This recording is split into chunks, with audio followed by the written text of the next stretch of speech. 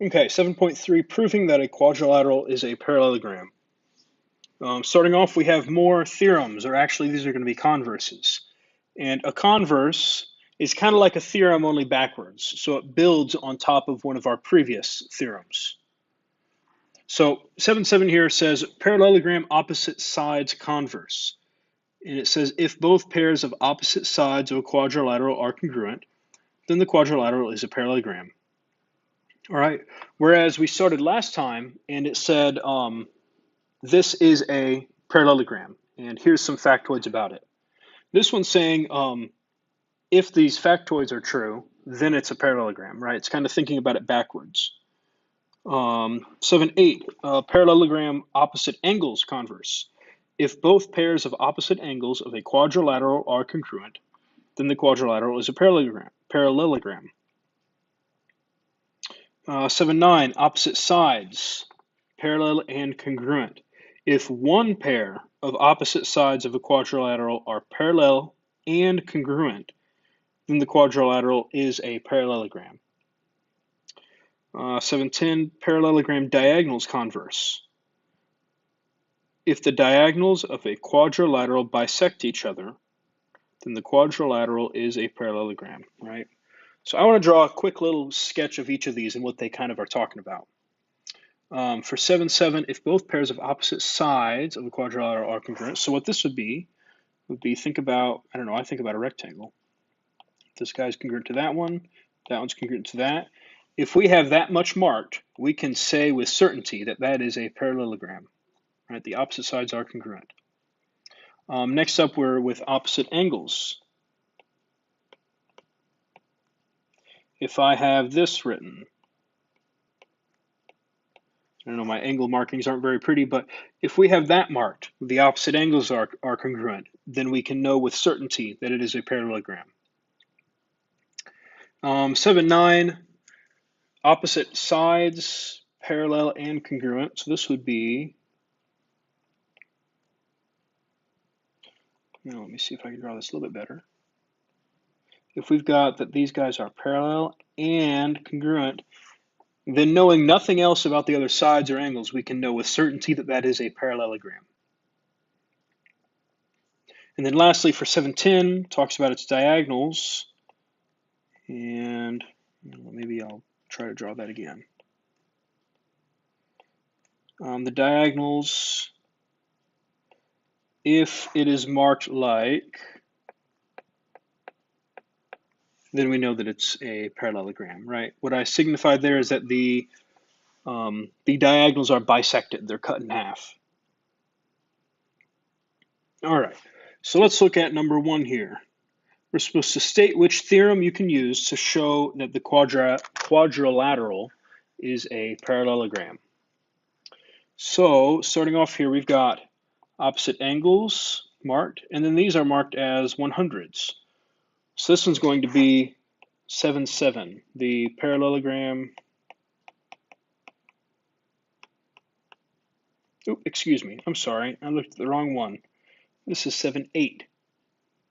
7.8, parallelogram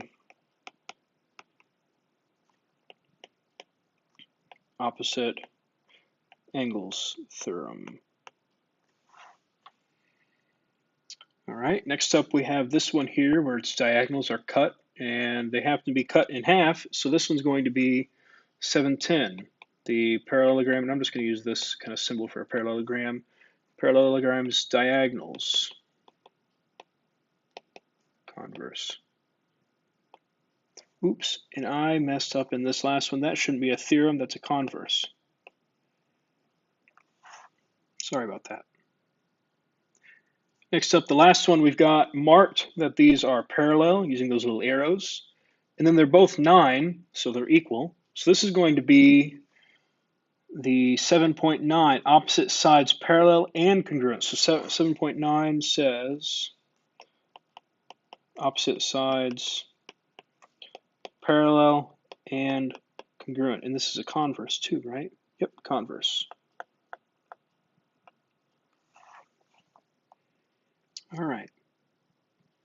So this is kind of the idea of this. We're trying to rationalize why is this a parallelogram? How do we know this? All right, moving on, let's look at number 2. Graph the quadrilateral, so the quadrilateral just means it has 4 sides, with the given vertices on a coordinate plane. Then show that the quadrilateral is a parallelogram. So let's look here.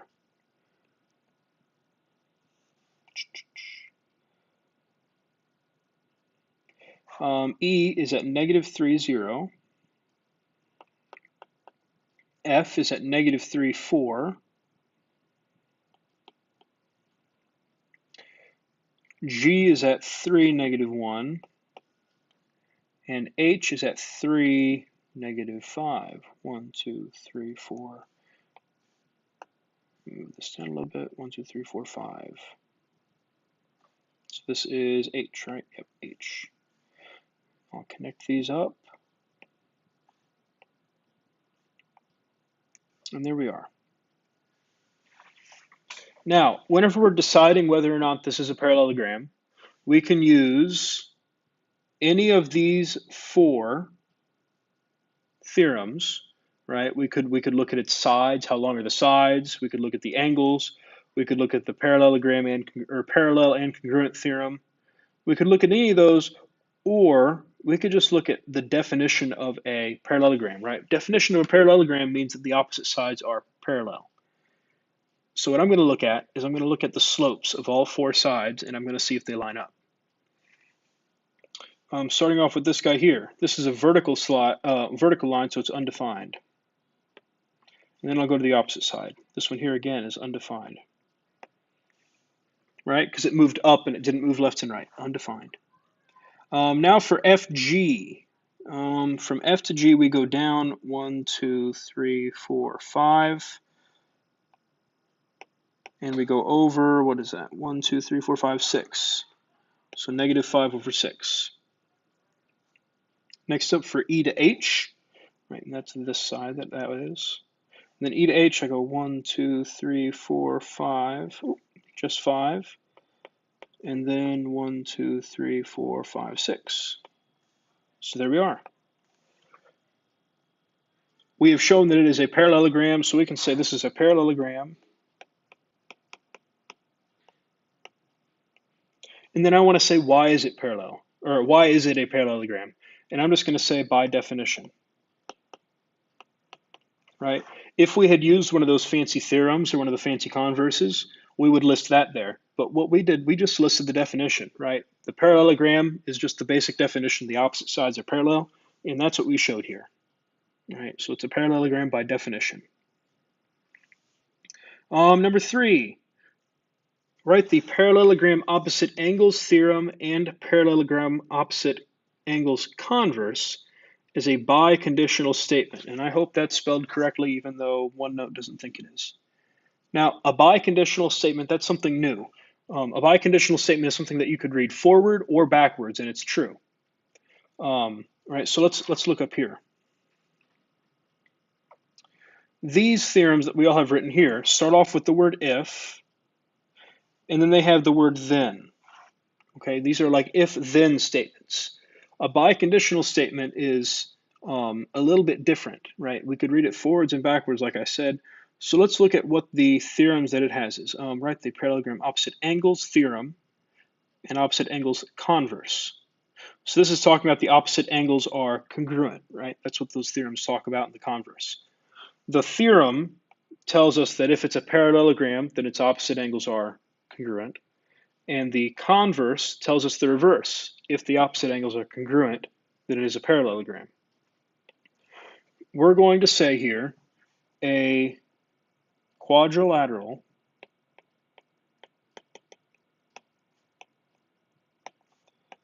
has opposite,